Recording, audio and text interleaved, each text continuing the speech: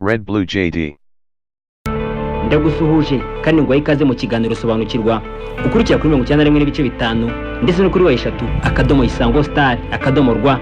Muri iyi minsi mu bihugu bitandukanye ku isi hari kuvuga imishinga yo gushyira utwuma tw'ikoranabuhanga mu mibiri y'abaturage hagamijwe kuborohereza ubuzima binyuze mu ikoranabuhanga. Utu twuma tuzwi nka piece electronique ngo bazajya kagushyira mu ruhu cyangwa mu irugu ubundi kabe gakusanyirijemo amakuru yose ajyanye n'ubuzima bwawe. Mu mwaka wa 2011 uwari perezida wa Amerika Barack Hussein Obama yasinye ku mushinga w'itegeko rijyana n'imikoreshereze ya bene utu twuma mu mushinga mugari wo kunoza serivisi z'ubuzima muri Amerika. Mu bihugu bitandukanye nk'Ubuyapani, Ubwongereza ndetse n'Ubudage bene imishinga yarasinywe ndetse itangiye no gushyirwa mu bikorwa rwihishwa. Muri iki kiganiro uraza kumva utu twuma twifashishwa mu kongera ubushobozi bw'imibiri y'abatwitezamo ndetse hari naho baducomeka mu bwonko tugahindura imikorere y'ubwonko muri rusange. Ikigamijwe muri ubu bushakashatsi ngo no gushaka igisubizo kirambye cy'indwara zugariza abatari bake kuri uyu mubumbe, uretse ko ari n'abajya kure bakavuga ko bagamije guhindura imikorere y'umubiri wa muntu bakawurinda gusaza ndetse by'abana ngombwa hakaboneka umuti wahagarika urupfu. Uraza kumva amajwi yabikirishijemo bene utu twuma ndetse n'abafite imishinga miremire yo guhindura umuntu burundu akabaho igice kimwe ari umuntu ikindi ari nka mudasobwa. Byose ni mu kiganiro sobanukirwa wateguriwe kandi ugiye kugezwaho nanjye Salvatore Umunezero. Ikaze kuri mwese.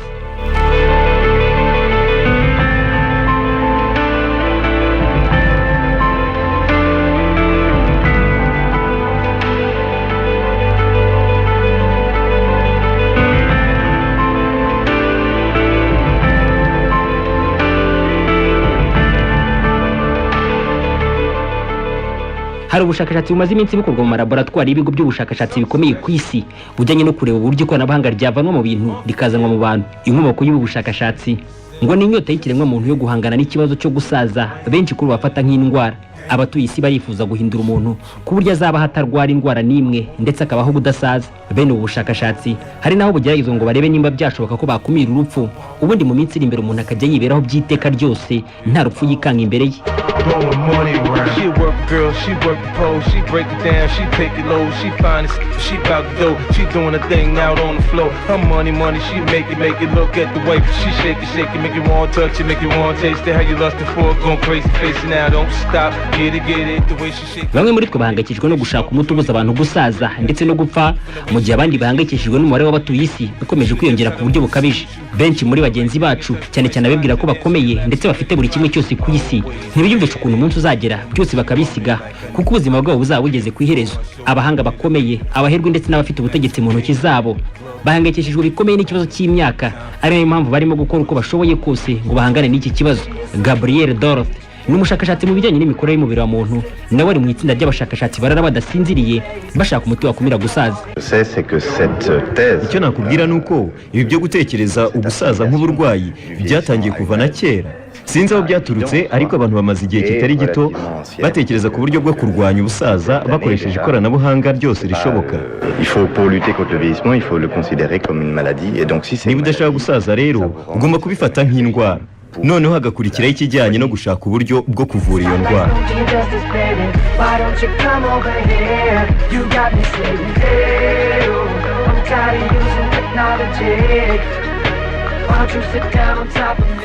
Ikoranabuhanga rikomeje kugenda rifata indi ntera kandi mu mpande zose.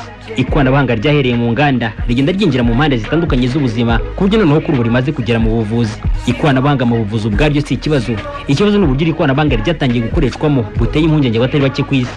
Kuri abahanga batangiye kujya bavura zimwe mu ndwara zikomeye badakoresheje imiti ahubwo bakoresheje ibyuma byitwa stimulateur cerebral bacomeka mu bwonko bwawe ubundi bakabikoresha hifashishijwe telekomande ubundi bigahindura imikorere y'ubwonko. Ni akuma gato cyane gashobora kuba kangana n'urubuto rw'umuceri bacomeka imbere mu bwonko bwawe ubundi kakayobora imikorere, imitekerereze ndetse n'imyitwarire byawe byose muri rusange.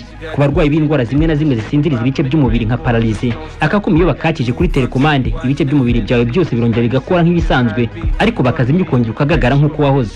Byumvikane ko katabeyeho kuvura indwara by'igihe kirekire ahubwo kabereyeho kubeshya umubiri ukibwira ko ikibazo wari ufite cyakemutse. Kuri uyu munsi tuvugana kandi ku isi hose abagera ku 40 bagendana bene utu twuma mu mitwe yabo. Igice kimwe bari umuntu ugenda ariko ku rundi ruhande bari imashini muntu. Different style, different groove. Damn, I like the way you move. Girl, you got me thinking about all the things I do to you. Let's get it poppin', shawty. We can switch positions. From the couch to the counters in my kids. Ikoranabuhanga ryinjiye mu buvuzi, batangira gukora ibice bimwe na bimwe by'umubiri nk'impyiko, umutima, insimburangingo n'ibindi bishobora gusimbura ibyangiritse ku mubiri, ariko aho bigeze noneho bashobora no guhindura imikorere y'ibice bisanzwe ari bizima nta kibazo na kimwe bifite, bigakora uko babitegeka, bakabiha ubushobozi bwose bifuza. Ntibigoye na gato kuko ikoranabuhanga ryarabishoboye, aho bashobora kugushyira kuma gato mu mubiri ubundi kagahindura imikorere y'umubiri wawe ku buryo uhinduka neza nk'irobo. Bene ubu bushakashatsi bumaze igihe kitari gito bugeragezwa ku matungo kandi bwagaragaje umusaruro wifuzwa. Ku bantu naho byaratangiye, uretse ko akenshi bikorwa mu ibanga. Ngo mu myaka iri imbere ku isi tuzaba dufite abantu bafite ubushobozi buhambaye, les superhumains cyangwa superhumans. Uzaba ushobora kujya kwa muganga witeresha ishima kuma gahindura imikorere y'ubwonko bwawe cyangwa se ibindi bice ku buryo ushobora kubika ibintu mu mutwe nka mudasobwa. Amaso yawe akaba ashobora kureba mu mwijima akoresheje infrarouge. Umubiri wawe ukaba wakora amasaha 24 kuri 24 nta kunanirwa. Nubishaka uzabaho udasonza, muri make udakenera kurya na gato. Byose bizaterwa nuko ubishaka. Ikibazo kizagaragara nuko abantu bazima batazemera kwihinduza, bazasigara nta mwanya bafite ku isi kuko kuri ubuzima buzaba bugoye cyane. Bizakugora kubona akazi mu gihe ukenera gukora amasaha 8 ukaruhuka ukajya kuryama, nabwo kandi saa sita ngo wagiye muri pause, mu gihe hari undi muntu ushobora gukora amasaha 28 nta kuruhuka kandi atananirwa. Bizakugora kandi kugira icyo wimarira mu gihe utabasha kwikora umufuka biro birenze 100, mu gihe hari abandi bazabikora ibiro birenga 300 byose kandi akagenda yiruka nkaho nta kintu afite. Professor Kevin Warwick akora muri kaminuza ya Reading mu gihugu cy'Ubwongereza, yabaye umuntu wa mbere wemeye kwihinduza ku mugaragaro yitereshejemo utwuma tumwongera ubushobozi. Mu magambo ye yivugira ko ashaka guhinduka imashini aho gukomeza kuba umuntu. Sinshaka gukomeza kuba umuntu usanzwe, ndashaka kwihindura nkagira ubushobozi burenze, niko nshaka kumera. C'est ce que j'aimerais être. Uyu mugabo yashyirishije akuma mu kaboko ke k'ibumoso kamufasha kuyobora no gukoresha amarombo yo muri laboratoire bakoreramo ubushakashatsi muri iyi kaminuza. Kano kuma kamu ubushobozi bwo kuyobora inyubako yose nta kintu na gito yikozeho. Urugero yageze imbere ya mudasobwa yiribwiriza iki yatsatiriwe yikoraho, imiryango irikingura ndetse n'amatara akibwiriza kaka. Professor Kevin Warwick niwe baye umuntu wa mbere mu mateka y'isi wihinduye kuri bene ubu buryo, kandi yivugira ko ashimishijwe n'uburyo abayeho ndetse kazakomeza kwihinduza mu buryo bushoboka bwose. Uyu munsi bamushyizemo kandi kuma mu kaboko gakorana bya hafi n'ubwonko. Kano kuma ko ngo kamufasha gukoresha robo rigakora ikintu cyose atekereje kandi wiyicariye ahantu hamwe, ndetse bitamusabye kugira hakanda. Icyo asabwa gusa ni ugutekereza ikintu ubundi robo rikagishyira mu bikorwa nk'are ryo ryitekereje. Ibi ngo bizafasha abantu cyane mu gihe wenda umuntu yaba afite ikibazo cy'umubyibuho ukabije atabasha kuva ahari. Peut-être que dans le futur, quand nos corps deviennent birashoboka ko mu minsi iri imbere wenda dushobora kuzabyibuha bikabije, imibiri yacu ikaba itatwemerera kuva aho turi. Tuzajya dukoresha utumashini nk'utwo. Ubwonko bwacu buzajya buyobora ibidukikije ariko budakoresheje imibiri yacu. N'ubundi akamaro k'imibiri yacu ni ugutembereza ubwonko bwacu bukajya aho bushaka ndetse bugakora n'icyo bushaka. Ariko ibi bizajya bikorwa hadakoreshejwe imibiri yacu kandi bizatugirira akamaro kanini cyane. On va effectivement avoir deux espèces distinctes. Tuzaba dufite amoko abiri y'abantu atandukanye. Hari abantu basanzwe, hari n'abantu bihinduje, kandi njyewe nzi icyiciro nzaba mbarizwamo. Sinshaka kuba muri iki cyiciro cy'abantu basanzwe bafite ubwonko buciriritse. Nzibera hamwe n'abanyabwenge, abantu bahinduwe.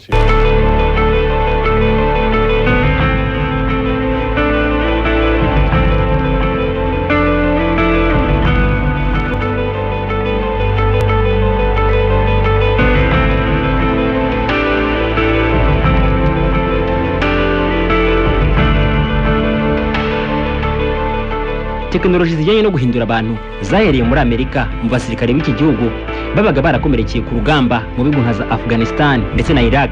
Bano basirikare mu gutahuka baracitse bimwe mu bice by'umubiri nk'amaguru ndetse n'amaboko, bashyirwagaho ibindi by'ibikorano ariko agakomeza kumva ko adafite ukuboko ke gusanzwe. Nibwo batangiye ubushakashatsi bugamije gushaka uburyo bahuza ukuboko k'ugukorano ndetse n'ubwonko, byibuze nyiraka akabasha kugukoresha nk'uko uko yahoranye kwakoraga. Ibi rero ngo byaje no gutanga umusaruro wo kubaka ukuboko k'ugukorano, bashobora no kuguha ubushobozi burenze ubwako kwasimbuye, harimo nko kuba kabasha guterura ibintu biremereye cyane kandi kagakora ubutananirwa. Abenshi mu basirikare b'Abanyamerika bari ku rugamba mu gihugu cya Afghanistan ubu ngo bafite ibice bimwe na bimwe nk'amaguru y'amakorano abafasha kugenda urugendo rurerure hejuru mu misozi y'iki gihugu kandi batananirwa, hakiyongera amaboko abafasha kuba batwara nk'amasasu apima 100 kandi akigendera nk'ibisanzwe. Uyu mushinga bawise revolutionizing prosthetics, muri Amerika kandi abashakashatsi bo muri kaminuza ya Boston University bakoze ubushakashatsi muri porogaramu yiswe Brain Gate. Muri ubu bushakashatsi bafashe umuntu bamushyiramo akuma mu bwonko gakurura ibyo atekereje kakabyohereza muri mudasobwa igahita ibikora.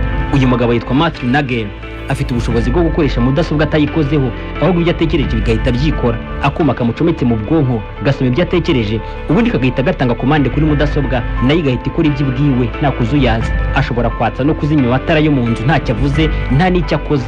Ashobora kwatsa no kuzimya televiziyo kandi agahindura amasheni uko abishatse akoresheje ibitekerezo bye gusa.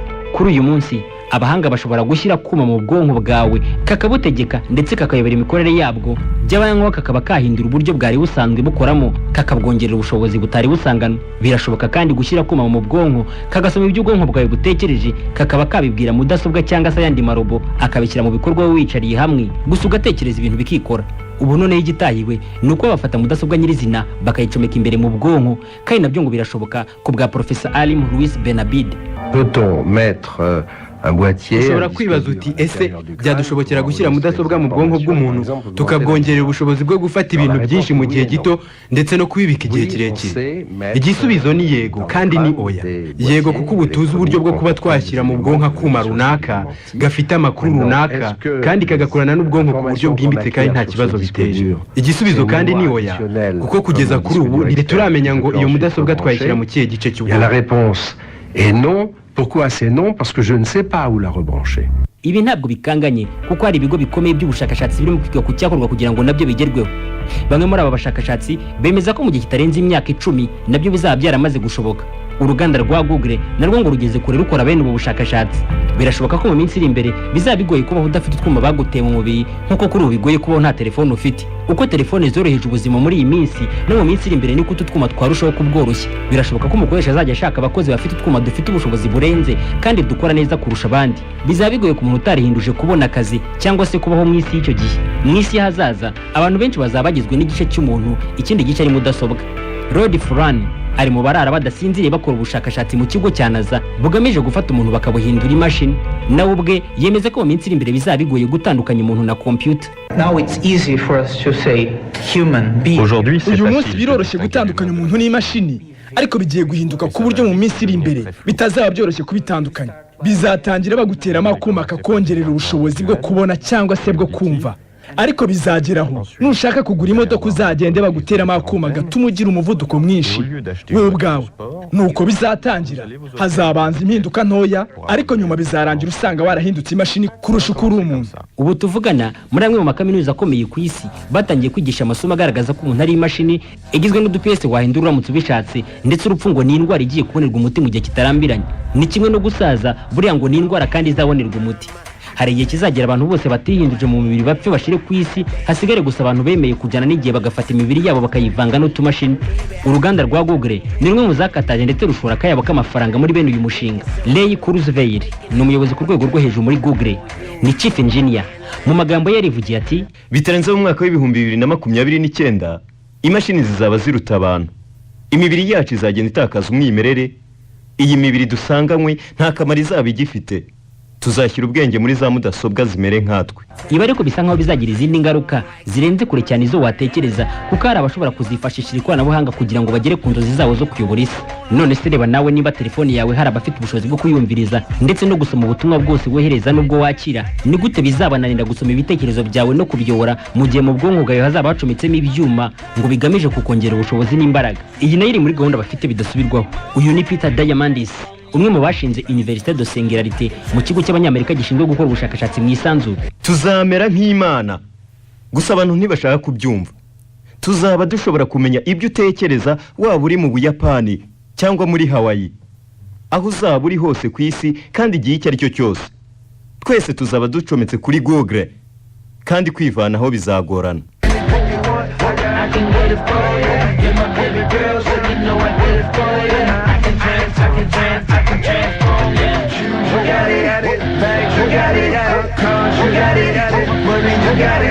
I can transform, yeah. Anything you want, I can ku buryo budasubirwaho. Ikigo cya Google kirakataje mu gukora ubushakashatsi bugamije kubafasha guhuza ubwonko bw'abatuye isi ngo bakabaha ubushobozi buhambaye. Aba bagabo bavuga ko ubwonko bwawe nabwo buzaba ari Google, ntuzajya ukenera gushaka ikintu kuri interinete, ahubwo uzajya ugitekereza kuko ubwonko bwawe buzajya buba bukorana bya hafi na Google, igisubizo gihita kizana mu mutwe utiriwe ugishakisha. Ubwonko bw'umuntu nabwo buzaba ari Google.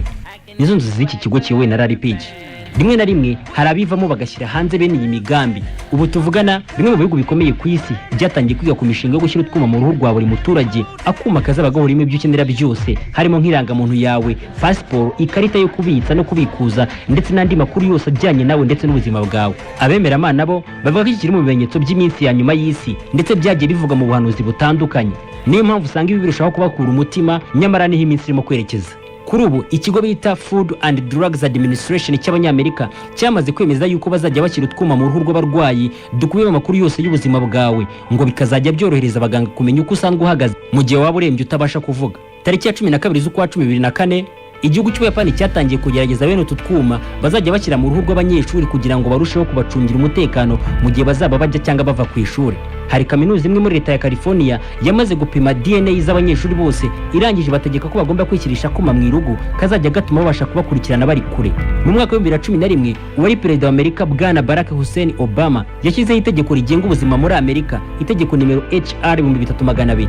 Mu gitabo cy'iri tegeko kuri page yacyo y'1001 hariho ko abaturage bose bagomba kwishyirisha kuma mu ruhu, ndetse ngo uyu mushinga wari uratekerejwe kera mu mwaka wa 2004 n'ikigo bita Food and Drugs Administration.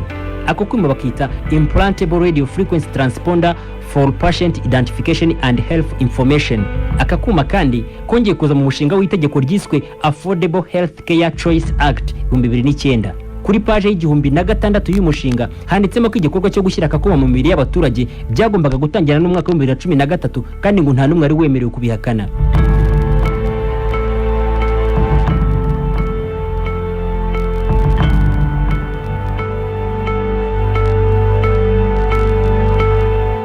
Iyi politiki yo gushyira bene utu twuma mu mibiri y'abaturage yatangiye gukoreshwa mu ibanga mu bihugu bimwe na bimwe, ahandi biracyari mu mishinga. Inganda zikora amatelefoni nazo ntizicaye ubusa, zirimo zirakora ubushakashatsi ku buryo bazagabanya ingano ya telefoni kugeza ubwo bizashoboka kuyiseseka mu mubiri wawe ikakugenda mutiri uyifata nk'umutwaro wawe. Ibi kandi nta wabishidikanyaho uramutse utekereje uburyo telefoni yahoze ingana kera nuko isigaye ingana kuri ubu. Mu myaka ya mbere telefoni yabaga ari nini cyane ndetse utanayigendera mu ntoki. Kuri ubu kamaze kuba gato cyane ku buryo hari n'utungana n'ikaramu ndetse n'agashobora gukwira mu gipesu. Ibi bizakomeza rero ku buryo bazajya bakubaga urutoki bakagushyiramo akantu gato cyane, ubundi ukajya witaba telefoni utagombereye gushyira ukuboko ku gutwi kwawe. Nubwo benshi muri twe bumva ibi bagatungurwa cyangwa se bakifata nk'aho ari bishya mu matwi yabo, bimaze igihe bikorwa kandi mu buryo butandukanye. Ikoranabuhanga ryavuye mu bintu ubu ryamaze kugera mu bantu, kandi byose ni iterambere. Aho byerekeza nihe? Bizarangira banakoze umuntu muzima ugenda, kandi nabyo birashoboka. Ikoranabuhanga ntacyo ritakora. Urugero, kuri bashaka kubyara bashobora kujya kwa muganga bagasaba igitsina runaka cy'umwana bashaka kubyara, imiterere y'amaso ye, indeshya azagira ndetse n'ibara ry'uruhu azavukana. Ibi byose birashoboka hifashishijwe ikoranabuhanga, kandi wenda biranakorwa nuko bikorwa mu ibanga rikomeye. Urugero nko mu Bushinwa ngo biremewe gukuramo inda y'umukobwa cyangwa se ugasaba abaganga bakamwica akimara kuvuka, ariko nanone ngo ababyeyi bajya kwa muganga bagasaba ko babafasha bakazibyarira umuhungu, kandi bigakorwa. Muri iki gihugu hari abarurwa abagabo barenga miliyoni 18 bageze igihe cyo gushaka abagore, ariko bidashoboka kubera ko nta bakobwa bahari mu gihugu. Uburyo bukoreshwa mu guhitamo ko umwana ushaka kubyara azaba ameze bwitwa diagnostic préimplantatoire. Bwashyizweho hagamijwe kurinda abana bavuka ku babyeyi barwaye indwara zandura cyangwa se bafite ubumuga badashaka kwanduza abana babo. Ibi ariko byaje guhindukamo ubucuruzi bukomeye cyane, ko ku bihumbi byawe 30 by'amadolari mushobora gutanga intango ubundi bakazishyira mu byuma bita incubateur, bakazihuza neza, ubundi itsinda ry'abahanga muri genetike bakaza kuri za ntanga bagahindura ibyo wifuza byose.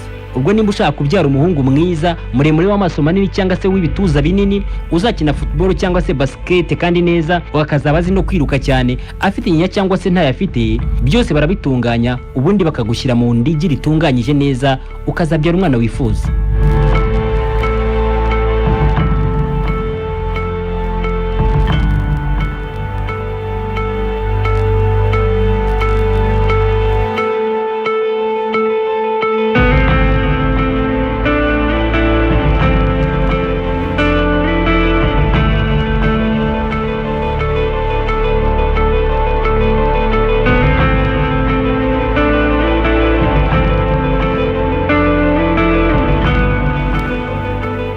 uyu munsi ikoranabuhanga rishobora gutuma ubyara uwo ushaka ndetse bikanarenga kwitwa kumubyara ahubwo bigasa no kumurema. Ray Kurzweil, umwe muri ba kibamba ba Google, atekereza ko mu myaka mike iri imbere bitazaba bishoboka gutandukanya umuntu na computer.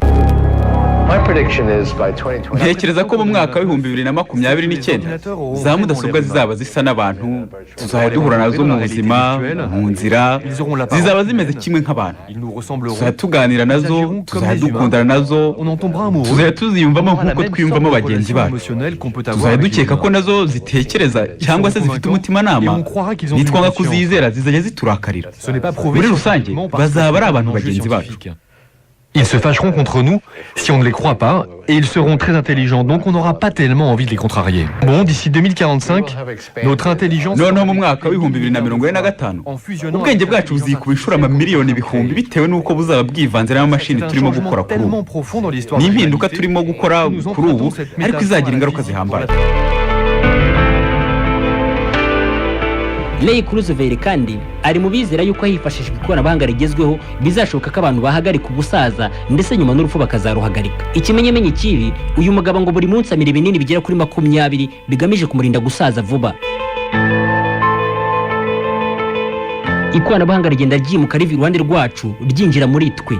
Mu myaka iri imbere umuntu ntazaba agifite ibyiyumviro 5 gusa, ahubwo ashobora kuzafite ibyiyumviro birenga nka 30. Kureba nijoro, kubona ndetse no kumva dukoresheje infrarouge, kuba wagira umubiri udasaza na gato cyangwa se ukaba wakwiruka ku muvuduko wasiga imodoka, byose ni bidutegereje mu myaka iri imbere. Ubushakashatsi burarimbanyije, ahubwo twitegure kubagisha imibiri yacu, baduteremo utwo twuma tuzajya tudufasha kubaho. Abatazemera kwihinduza sebo bazabaho bati. Byose tubitega amaso, gusa biraje mu gihe kitarambiranye.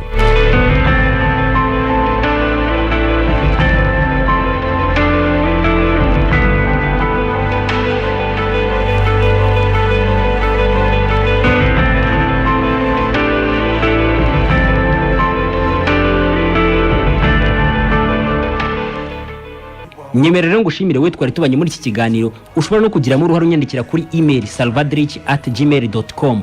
Uzacikwe n'ibiganiro byacu bitaha. Na Salvatore Umunezero. Red Blue JD.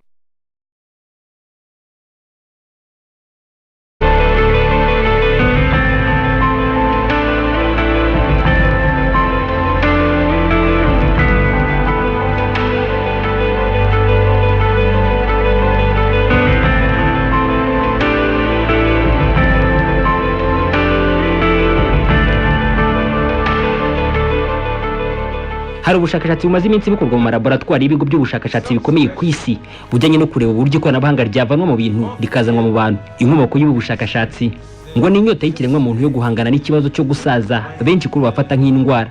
Abatuye isi barifuza guhindura umuntu ku buryo azaba hatarwara indwara n'imwe. Red Blue JD.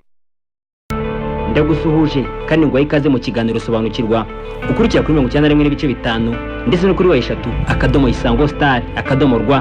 Muri iyi minsi mu bihugu bitandukanye ku isi hari kuvuga imishinga yo gushyira utwuma tw'ikoranabuhanga mu mibiri y'abaturage hagamijwe kuborohereza ubuzima binyuze mu ikoranabuhanga. Utu twuma tuzwi nka puce electronique ngo bazajya kagushyira mu ruhu cyangwa mu irugu ubundi kabe gakusanyirijemo amakuru yose ajyanye n'ubuzima bwawe.